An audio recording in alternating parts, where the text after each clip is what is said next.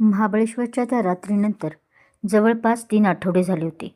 या 3 आठवड्यात राजवीर आणि श्रेनिकाच्या आयुष्यात खूप काही बदललं होतं. दत्ताजी नाईकचं साम्राज्य पोलिसांच्या ताब्यात गेलं होतं. त्याच्या अनेक काळ्या धंद्यांची कागदपत्रं बाहेर आली होती. रणजितवर खटले सुरू झाले होते. गज्जूबाईच्या मृत्यूनंतर त्याच्या टोळीतील उरलेली माणसं पांगली होती. पण या सगळ्या बातम्यांपेक्षा राजवीर आणि श्रेनिकासाठी एकच गोष्ट महत्त्वाची होती, ती म्हणजे ते दोघे पुन्हा एकत्र होते. यावेळी कोणतीही भीती नव्हती, कोणतीही खोटी ओळख नव्हती, कोणताही गैरसमज नव्हता आणि सगळ्यात महत्त्वाचं म्हणजे आता त्यांचं प्रेम लपवण्याची गरज नव्हती. सकाळचे 7:30 वाजले होते. मल्होत्राच्या बंगल्यातील किचनमधून चहाचा मंद सुगंध संपूर्ण घरात पसरला होता. मायाजी देवघरात पूजा आटोपून बाहेर आल्या. त्यांनी हॉलमध्ये नजर टाकली. सोफ्यावर राजवीरचा लॅपटॉप उघडा होता. एका खुर्चीवर त्याची कॉलेजची फाईल ठेवलेली होती आणि डायनिंग टेबलवर 2 कप चहा ठेवलेले होते. या घरात आता 2च गोष्टी वेळेवर होतात. मायाजींनी हसेत डोकं हलवलं आणि त्या स्वतःशीच पुटपुटल्या. रातचा कॉलेजचा टाईम आणि श्रीच्या मागे फिरण्याचा रातचा टाईम. तेवढ्यात वरच्या मजल्यावरून आवाज आला. मायाजी, जो अर्थात आपल्या श्रीचा होता. काय ग? मायाजी, माझा निळा दुपट्टा कुठे ठेवला आहे? श्री, मी काय तुझी कपाटवाली आहे का ग? मायाजींनी कपाळावर हात मारला. मायाजी, प्लीज ना. श्री बारीक तोंड करत. तुझा नवरा कुठे आहे? मायाजी हसत म्हणाल्या. तसं क्षणभर वर शांतता झाली. मग श्रेनिकाचा आवाज आला. ते खाली असतील. अगं, नवरा आहे तो तुझा, शोधायला एवढं काय? तसं मायाजी हसल्या. मायाजी. श्री, बरं ओरडू नकोस. तुझा दुपट्टा मी काल इस्त्री करून खुर्चीवर ठेवला होता. मायाजी खुर्चीवरचा तिचा दुपट्टा उचलून वर जात म्हणाल्या. थँक्यू. तसं श्रेनिकाचा आवाज खुश होऊन आला. यावर मायाजींनी डोकं हलवलं. या दोघांचं लग्न झालंय की नाही याचा मला अजूनही कधी कधी संशय येतो. त्या नेहमीप्रमाणे पुटपुट करत खाली येत म्हणाल्या. मायाजी, माझी बाजू घेऊ नका. तुमची नात मला रोज नवीन काम देते. तेवढ्यात त्यांच्या मागून एक आवाज आला. मायाजीनं मागे वळून पाहिलं. राजवीर हातात चहाचा मग घेऊन उभा होता. केस अजून व्यवस्थित सेट केले नव्हते. कॉलेजमध्ये नेहमी दिसणारा कडक प्रोफेसर मल्होत्रा अजून पूर्ण तयार झाला नव्हता. काय काम दिले तुझ्या बायकोनं? मायाजीनं त्याच्याकडे पाहून विचारलं. काल रात्री सांगितलं होतं की सकाळी मला उठवायचे. राजवीरनं अतिशय गंभीर चेहरा केला. मग? मायाजी गोंधळलेल्या नजरेनं. मी तिला उठवलं. तो एक सीप घेत म्हणाला. काय? मायाजींना हसू आलं. ती म्हणाली, अजून 5 मिनटं. राज अगदी निष्पापणे. मग? आजी कुतूहलानं. 5 मिनिटांनी पुन्हा उठवलं. राज. मग? आजी. मग काय, पुन्हा 5 मिनटं. राज खोडकर हसू आणत. आणि शेवटी? मायाजी आता हसू आवरू शकल्या नाहीत. शेवटी मीच हार मानली. राजवीरनं रिकामा कप पुन्हा टेबलवर ठेवत. तेवढ्याच जिन्यावरून श्रेनिका खाली आली. तिने साधा सलवार कुर्ता घातला होता. केसांची वेणी केली होती आणि खांद्यावर कॉलेजची बॅग होती. श्री खाली आली आणि राजवीरकडे पाहिलं. तुम्ही माझ्याबद्दल मायाजींकडे तक्रार करताय? तिने आपले डोळे बारीक करत म्हटले. हो. राजवीरनं तिला पाहताच आवाज गंभीर केला. कशाची?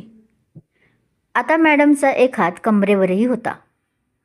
तू वेळेवर उठत नाहीस, त्याने आपले दोन्ही खांदे उडवत म्हटले. मी उठले ना. बारीक तोंड आता आपल्या श्रीबाईचं. आत्ता. राजवीर मिश्किल हसू आणत म्हणतो.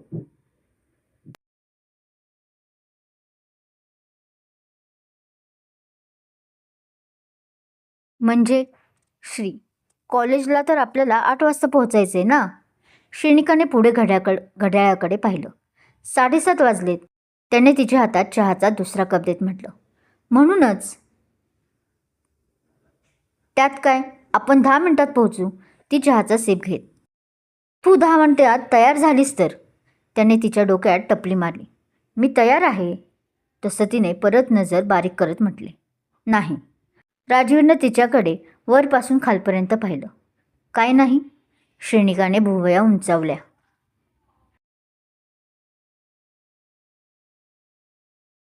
तुझ्या केसांची क्लिप चुकीची आहे, तो तिच्या केसांकडे पाहत म्हटला.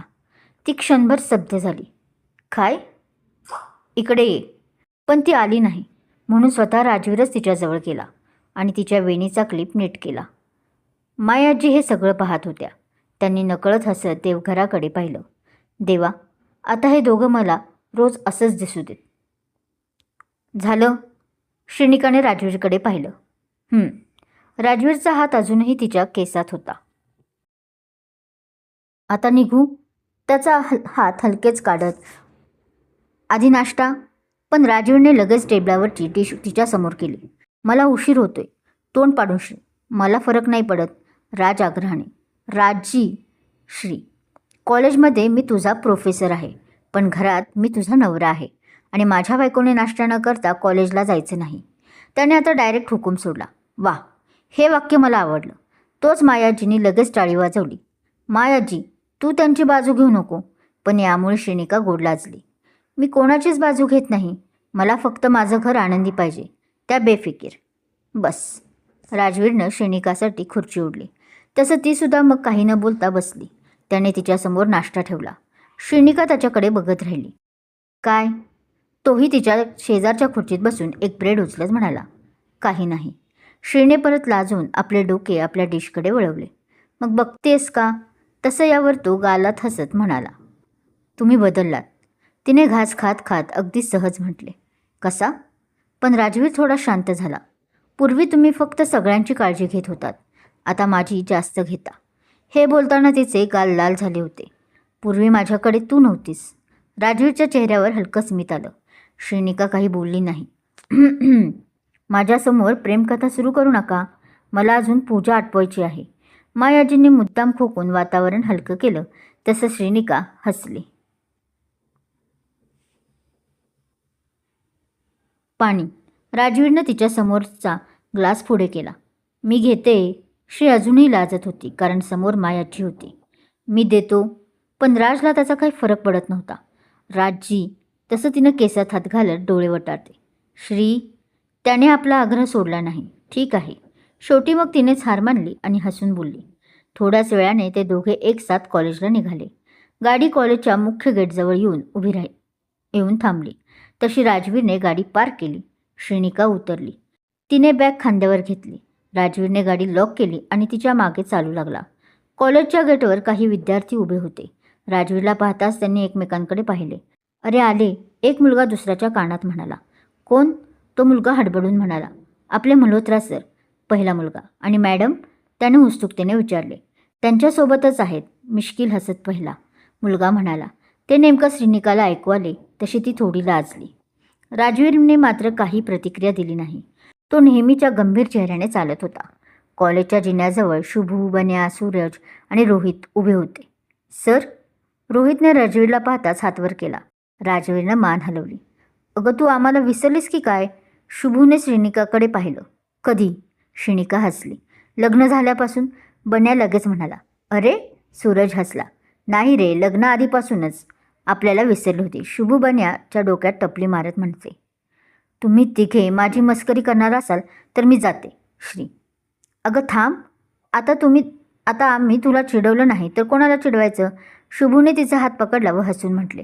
तुम्ही लोक जरा शांत राहा. सर इथेच आहेत. रोहितने मध्येच सांगितले. म्हणूनच तर मजा आहे. पण बन्या लगेच म्हणाला. काय मजा आहे? राजवीरने त्याच्याकडे पाहिले. काही नाही सर. काही नाही सर, पण तुमची नजर पुरेशी आहे, सूरज म्हणाला. त्यावर सगळे हसू लागले.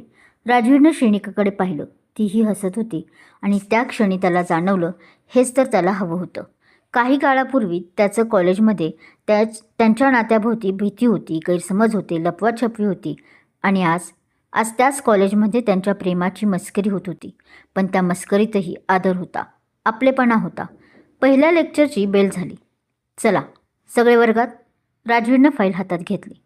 जा बाई, आता तुझा नवरा तुझा प्रोफेसर झाला. शुभूने श्रीनिकाच्या कानात कुजबुजला. शुभू. श्रीनिकाने तिच्याकडे पाहून डोळे वटारले. काही बोललात? राजवीर मागे वळला. नाही सर. शुभू सरळ उभी राहिली. मग वर्गात. राजवीरने हात केला. Yes sir. शुभू घाबरून. राजवीर पुढे गेला. श्रीनिका त्याच्या मागे गेली. मला एक गोष्ट सांग, बन्याने सूरजला हलक्या आवाजात म्हटलं. काय? सूरज. सर कॉलेजमध्ये इतके कडक असतात आणि घरी इतके शांत कसे? बन्या. कारण घरी श्री मॅडम आहेत, सूरज म्हणाला. दोघे हसू लागले. तुम्ही दोघे सुधारणार नाही. रोहितने त्यांच्याकडे पाहून डोकं हलवलं. तर मित्रांनो, राजवीर आणि श्रीनिकाच्या आयुष्यातलं जुनं वादळ आता पूर्णपणे शांत झालं आहे. कॉलेजमध्ये त्यांचं नातं आता लपून राहिलेलं नाही. उलट त्यांच्या प्रेमाचा आणि त्यांच्या नात्याचा सगळ्यांनाच आदर आहे. पण ही तर फक्त सुरुवात आहे त्यांच्या नव्या आयुष्याची. कारण पुढच्या भागात राज आणि श्रीच्या या कॉलेज लाईफमध्ये आणखी काही मजेशीर प्रसंग घडणार आहे. मित्रांची मस्करी असेल, राजवीरची श्रीनिकासाठीची वाढती काळजी असेल आणि त्यांच्या सुंदर नात्यात आणखीन काही गोड क्षण पाहायला मिळणार आहे. मग पुढे काय होणार? राजवीर आपल्या कडक प्रोफेसरच्या रूपात राहणार की श्रीनिकासमोर पुन्हा एकदा राज बनणार? हे पाहण्यासाठी नक्की ऐका राजवीर मल्होत्रा भाग 38. तोपर्यंत व्हिडिओ आवडला असेल तर लाईक करा, चॅनलला सबस्क्राईब करा आणि हा भाग आपल्या मित्रमैत्रिणींसोबत नक्की शेअर करा. राजवीर मल्होत्राच्या पुढच्या भागात. धन्यवाद.